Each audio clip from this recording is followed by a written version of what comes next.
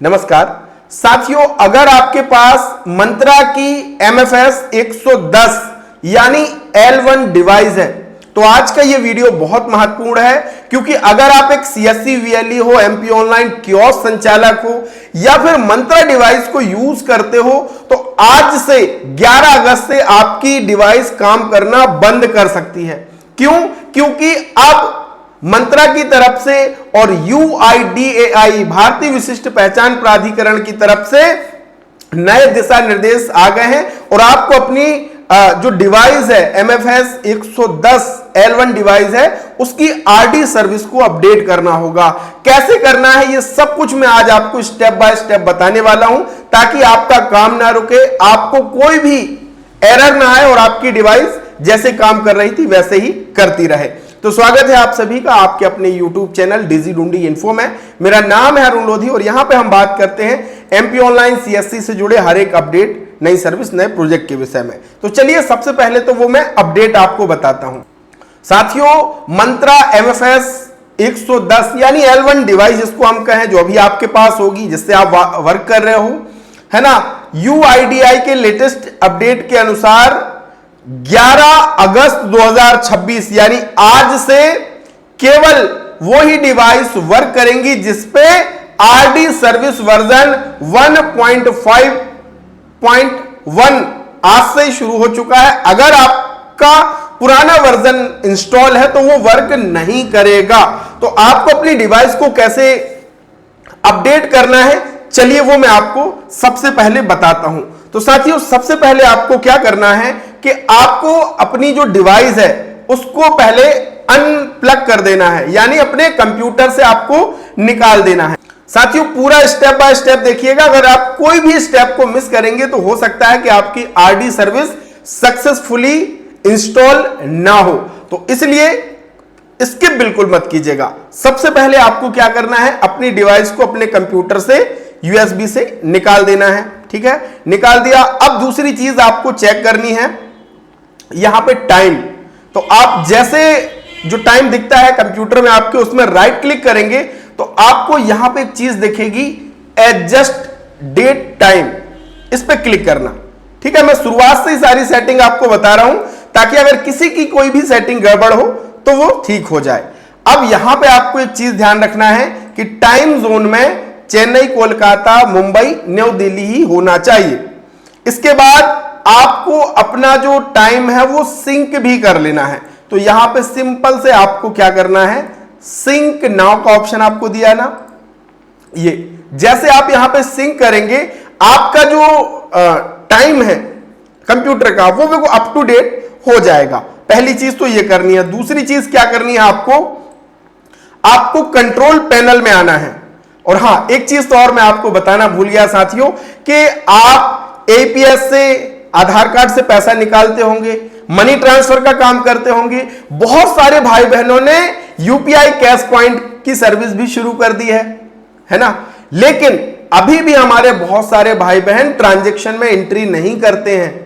जो रजिस्टर है हर एक ट्रांजैक्शन की एंट्री नहीं करते हैं, और ये आपके लिए बहुत ही घातक हो सकता है। आने वाले समय में आपके ऊपर चार्जबैक आ सकता है और आपको जेब से पैसा देना पड़ सकता है। एक नए तरीके का फ्रॉड चल रहा है साथियों, कि ग्राहक आपसे पैसा निकलवा तो लेता है, फिर बाद में वही जाके बैंक में शिकायत कर देता है कि भैया मैंने तो बैलेंस इंक्वायरी कराई थी और संचालक ने मेरे खाते से पैसा काट लिया। अब बैंक और जिस सर्विस प्रोवाइडर का आप यूज कर रहे हो, किसी भी सर्विस प्रोवाइडर के साथ आप काम कर रहे हो, चाहे CSC का डिजी पे आप यूज करते हो या किसी भी अन्य पार्टी या कंपनी के साथ आप काम कर रहे हैं, सबका नियम यही है कि आपको एंट्री करनी है।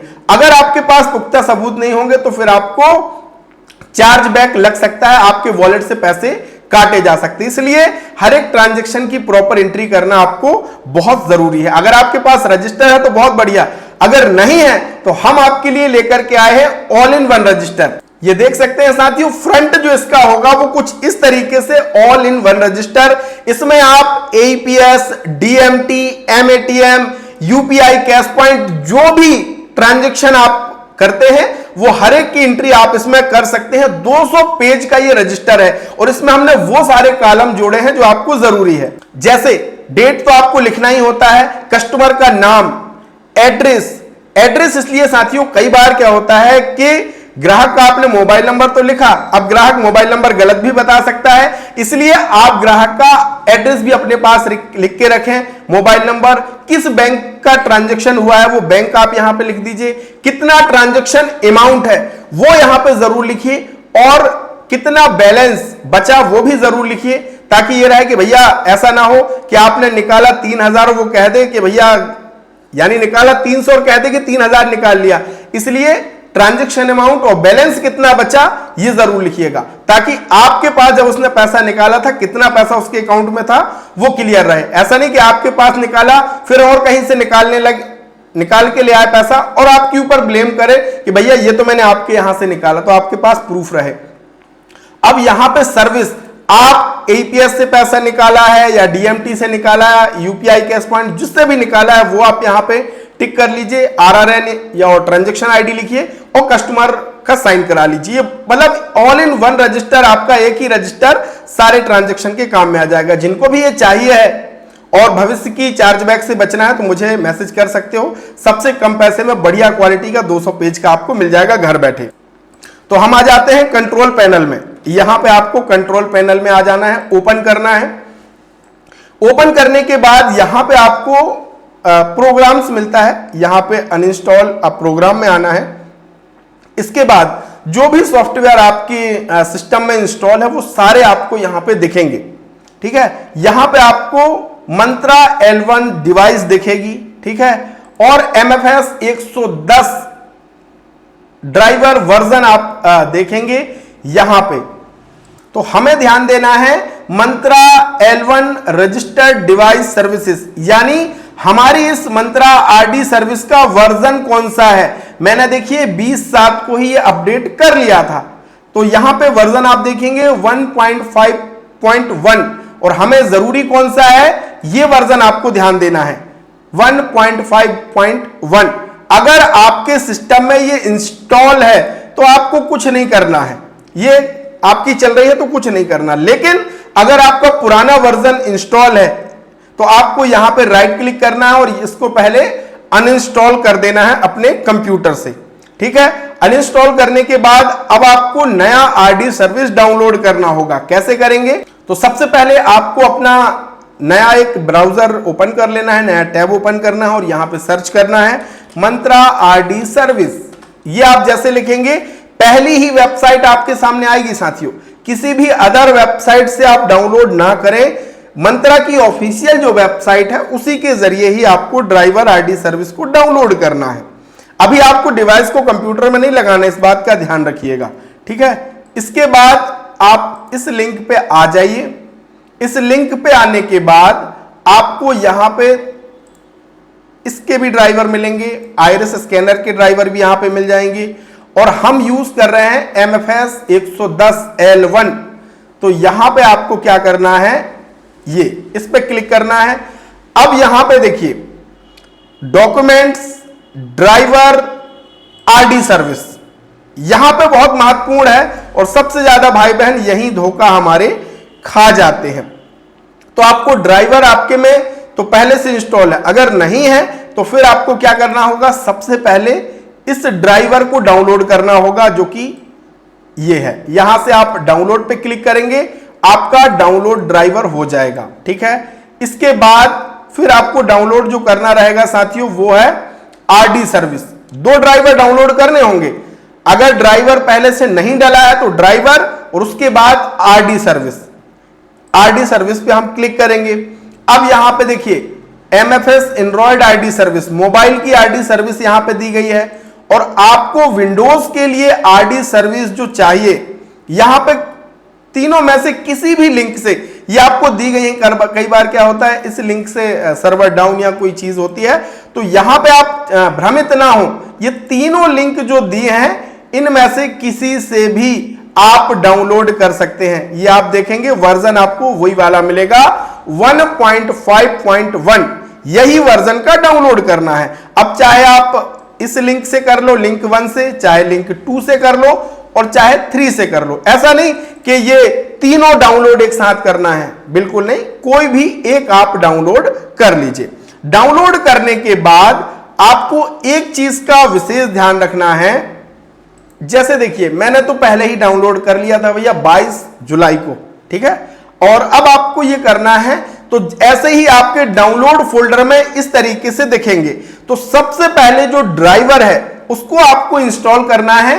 तो राइट क्लिक करना ड्राइवर में, और राइट क्लिक करने के बाद रन अस एडमिनिस्ट्रेटर, डायरेक्ट ओपन मत करना भैया, क्या करना है, राइट क्लिक करके रन अस एडमिनिस्ट्रेटर ये करना, नेक्स्ट नेक्स्ट नेक्स्ट करते जाना। आपका ये क्या होगा कि इंस्टॉल हो जाएगा। जैसे मैं आपको बता देता हूं, यस हमने किया, और पहले से इंस्टॉल है ओल्ड वर्जन, तो यस आपको करना है, यस कर देना है, और इस तरीके से पहले वो पुराना वाला इंस्टॉल जो था वो अनइंस्टॉल हो जाएगा और ये नया वर्जन इंस्टॉल होगा। ये हो गया। अब इस तरीके से हमें आरडी सर्विस को, ये तो हमने ड्राइवर किया इंस्टॉल, अब आरडी सर्विस को भी इंस्टॉल करना है। तो आरडी सर्विस ये देखिए, वर्जन विशेष ध्यान रखिए, वर्जन आप देखेंगे 1.5.1, इस पे राइट क्लिक करेंगे और इसे भी हम करेंगे रन अस एडमिनिस्ट्रेटर, इस पे क्लिक करना, और क्लिक करने के बाद यस पे क्लिक करना, और ये आपका खुद डिटेक्ट कर लेगा प्रीवियस वर्जन। तो यस पे यहां पे क्लिक करना, क्लिक करने के बाद ये आपका कुछ प्रोसेस लेगा, यहां पे कोई भी छेड़खानी आपको नहीं करनी है, फिर आपको नेक्स्ट नेक्स्ट इंस्टॉल इस तरीके से करना है। ध्यान रखिएगा, इस प्रोसेस के दौरान कुछ भी आप छेड़खानी भैया ना करें। अगर आप कुछ भी करेंगे तो आपका ड्राइवर जो है वो अधूरी प्रोसेस हो सकती है और फिर आपको काम करने में दिक्कत आ सकती है, इसलिए इस प्रोसेस को आपको होने देना है। ये हमारा सक्सेसफुली खुद आ जाएगा फिनिश, बस फिनिश कीजिए। अब आपको क्या करना है, यहां पे विंडो में स्टार्ट में आना है, पावर में आना है, और रीस्टार्ट का जो ऑप्शन दिया है, अपने पीसी कंप्यूटर को सबसे पहले रीस्टार्ट कर लेना है। उसके बाद रीस्टार्ट होने के बाद सक्सेसफुली आप अपनी जो L1 डिवाइस है उसको कंप्यूटर में लगाइए, वो कुछ देर आपको आ जाएगा, अनप्लग ना करें लिख के आएगा, फिर आपको रेडी टू यूज लिख के आएगा। तो समझ जाइए कि आपकी डिवाइस सक्सेसफुली अपडेटेड हो गई है, आपकी डिवाइस का जो आरडी सर्विस है वो सक्सेसफुली अपडेट हो गया है। इस तरीके से करेंगे, कोई भी समस्या आपको आने वाली नहीं। और अगर कोई समस्या है दोस्त तो आप कमेंट में जरूर लिख देना, मैं आपको समाधान देने वाला हूं। और हाँ, चैनल पे नए हैं तो चैनल को सब्सक्राइब कीजिएगा। आप किस स्टेट से, डिस्ट्रिक्ट से इस वीडियो को देख रहे हैं कमेंट में जरूर लिख सकते हो। और जिनको भी डीएससी बनवाना हो, ऑल इन वन रजिस्टर चाहिए हो, या डिजिटल सहायक मेड चाहिए हो, आप मुझे व्हाट्सएप कर सकते हो। बहुत बहुत धन्यवाद, थैंक यू सो मच।